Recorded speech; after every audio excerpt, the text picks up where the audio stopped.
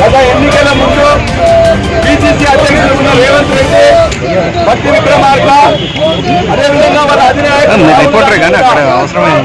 దాదాపుగా 6 నెలల నుంచి విద్యార్థులు ఎక్కడైతే చదువుకుంటారో అశోక్ నగర్ పోవడం, దిల్సుఖ్ నగర్ పోవడం, పార్టీడం విద్యార్థులు రెచ్చగొట్టి మేము అన్ని కూడా ఇండిస్తాం వచ్చిన 8 నెలలు జరిగింది. ఈ 8 నెలలు ఇప్పటి కూడా ఇవాళ ఒక్క జాబ్ కూడా ఫిలప్ చేయలేదు. ఇవాళ ఇదే ఎల్బీ స్టేడియంలో 30,000 పోస్ట్ అని చెప్పేసి అబద్ధాల కేసీఆర్ గారు ప్రభుత్వం ఇచ్చింది. 2 లక్షల ఉద్యోగాలు ఇస్తామని చెప్పేసి ఇవాళ ఉన్న కాంగ్రెస్ పార్టీ ఎన్నికల ముందు ఇస్తామని చెప్పిండ్రు. కుహానా మేధావులు కూడా వాళ్ళందరినీ కూడా రెచ్చగొట్టిండ్రు. మేము అడిగింది ఏమున్నది? గత 2 నెలలుగా ఇక్కడ ఉన్న నిరుద్యోగులందరూ కూడా మొత్తం రోడ్ల మీదకి వస్తున్నారు. అయ్యా, గ్రూప్ 1లో సీట్లు పెంచుతా అన్నావు, 60 సీట్లు మాత్రమే 60 పెంచినావు.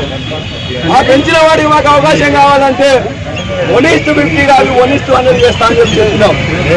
1:50 మీద 1:100 చేస్తానని భట్టి విక్రమార్క అసెంబ్లీ వేదిక బయటికి పోయినా రేవంత్ రెడ్డి అశోక్ నగర్ సాక్షిగా విశ్వాస సాగించిండు. కానీ వాళ్ళందరూ కూడా 1:50 మేము చెయ్యం.